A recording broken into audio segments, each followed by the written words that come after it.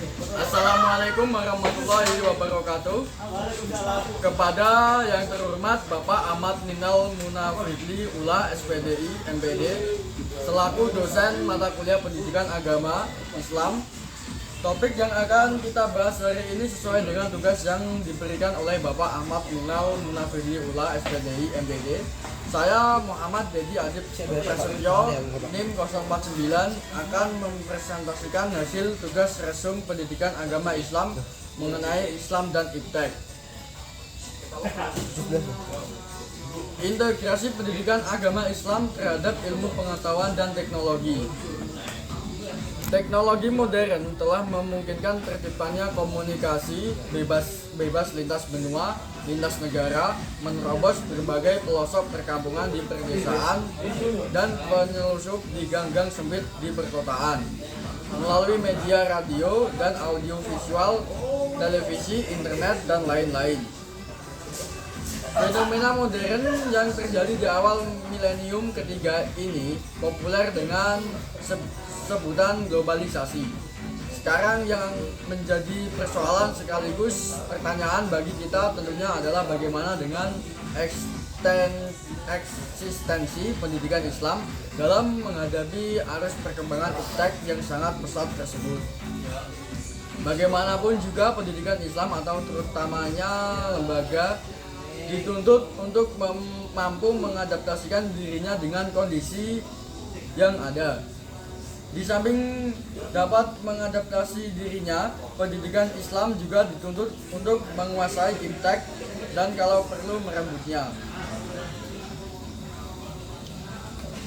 Pendidikan Islam mempunyai sesuatu kekuatan yang sangat signifikan dipertahankan atau dikembangkan. Hal ini mungkin dapat dilihat dari tataran filosofis atau konseptual dan pengalaman selama ini dari lembaga-lembaga pendidikan Islam yang dari waktu ke waktu telah mampu tumbuh di tengah-tengah dinamika masyarakat. Iptek modern tersebut membuat banyak orang mengagumi kemudian meniru-niru dalam gaya hidup tanpa diseleksi terlebih dahulu terhadap segala dampak negatif di masa mendatang atau krisis multidimensional yang diakibatkannya. Islam tidak menghambat kemajuan iptek, tidak anti produk teknologi, tidak akan bertentangan dengan teori-teori pemikiran modern yang teratur dan lurus. Asalkan dengan analisis-analisis yang teliti, objektif, dan tidak bertentangan dengan dasar Al-Quran. 1. Ilmu pengetahuan dan teknologi dalam Al-Quran. Dalam Al-Quran terdapat ayat-ayat yang memberikan motivasi agar manusia menggunakan akal pikiran untuk membaca dan mengamati fenomena-fenomena alam semesta. Teks-teks Al-Quran yang terkait dengan ilmu pengetahuan dan teknologi adalah sebagai berikut. A.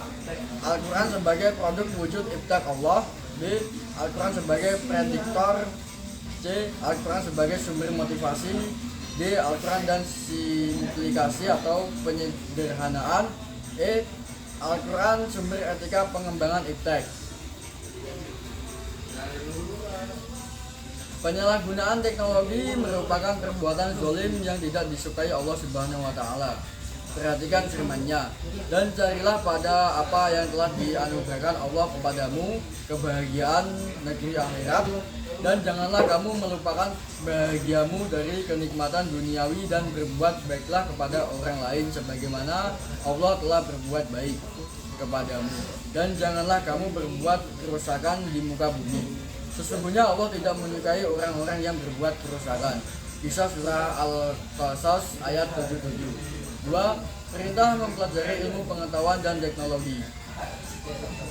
Al-Quran diturunkan Allah Subhanahu wa taala kepada Rasulullah tidak hanya memerintahkan untuk sekedar dibaca sesuai dengan wahyu yang pertama diturunkan, tetapi mengandung maksud lebih dari itu, yaitu menghendaki seluruh umatnya membaca, menggali, mendalami, meneliti apa saja yang ada di alam semesta ini, dan mengambil manfaat untuk kehidupan manusia dengan mengetahui ciri-ciri sesuatu seperti bencana alam, tanda-tanda zaman, sejarah diri sendiri yang tertulis maupun yang tidak tertulis, sehingga dapat menghadapi tantangan dan menjawab permasalahan-permasalahan dunia modern yang diterapkan dalam segala aspek kehidupan.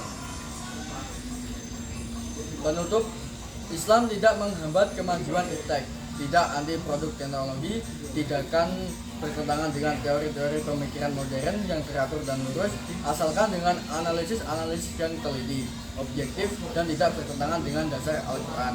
Peran Islam dalam perkembangan iptek setidaknya ada dua, yaitu pertama, menjadikan akidah Islam sebagai paradigma ilmu pengetahuan. Kedua, menjadikan syariah Islam atau yang lahir dari akidah Islam sebagaimana standar bagi pemanfaatan iptek dalam kehidupan sehari-hari. Sekian dari saya. Bila ada kata yang kurang berkenan, mohon maaf yang sebesar-besarnya. Wabillahi taufiq wal hidayah. Wassalamualaikum warahmatullahi wabarakatuh.